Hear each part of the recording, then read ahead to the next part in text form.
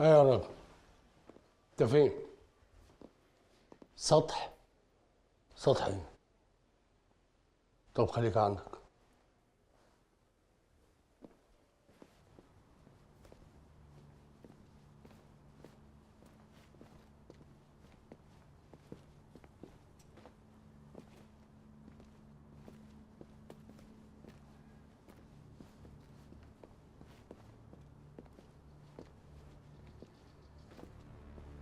واقف هنا ليه يا راجل؟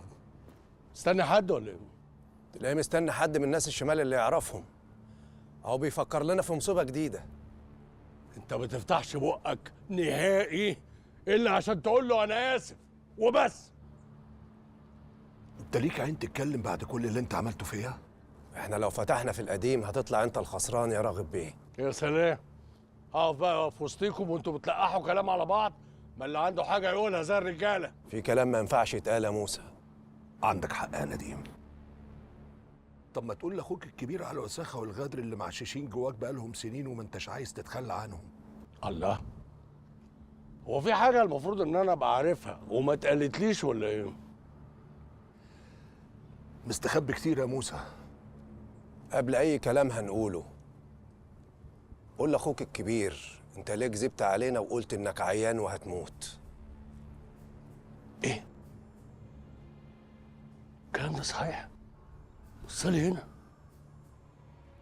انت كذبت عليا بعد كل اللي عملته لك ده؟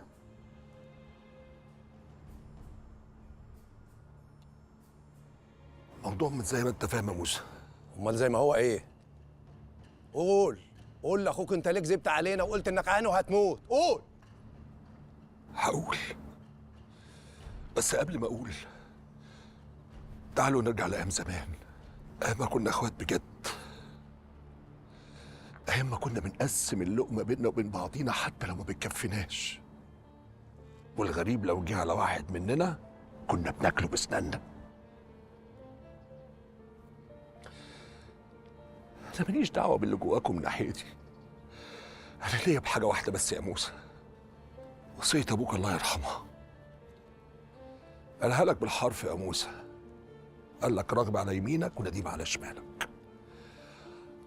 واضح انه كان عايز يكفر على الذنب اللي كان ارتكبه معايا انا وامي زمان. اللي حصل حصل، اللي فات مات واحنا ولاد النهارده. انا اللي عايز اعرفه دلوقتي، كدبت عليا ليه؟ انا قصرت معاك في ايه؟ اللي فات مراري اللي جاي يا موسى. وانتوا خالفتوا وصيه ابوكوا 3 مرات. مره لما رميتولي شويه فلوس وما رضيتوش ان انا اكمل معاكوا ايام يوم اياه.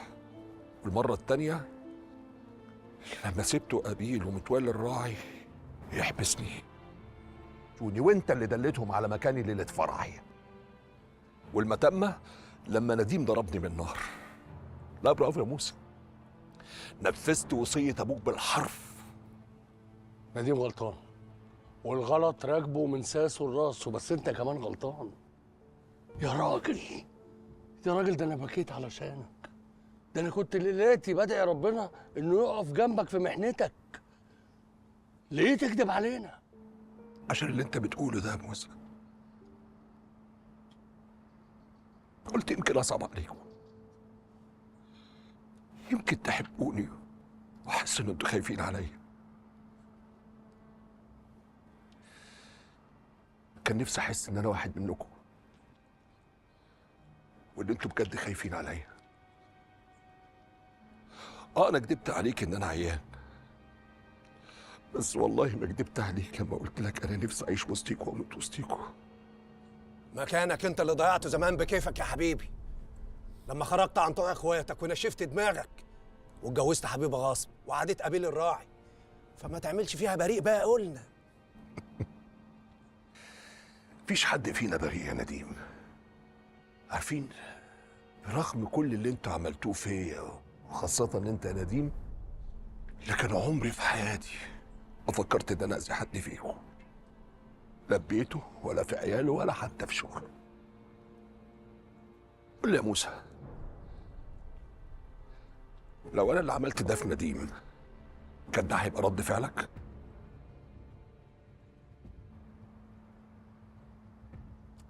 طب بلاش.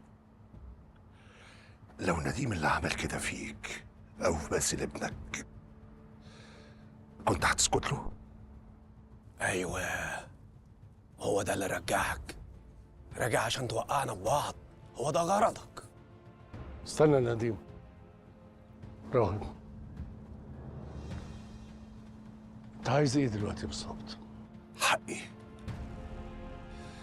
ومش حق الجرح اللي عمله نديم في سيدي اللي هيفضل معايا لحد ما اموت، لا. حق كل اللي انت عملته معايا ولسه بتكملوه لحد النهارده. عايز تعمل ايه يعني؟ عايز تضربني بالنار؟ اتفضل. يا ابني انا لو عايز اموتك كنت دليت عليك البوليس، قلت لهم ان انت اللي ضربتني بالنار، كان زمانك دلوقتي مرمي في السجن.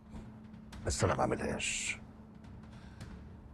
او كنت دليت عليك في قتل صافي. صافي يا نديم اللي اتجوزتها على مراتك.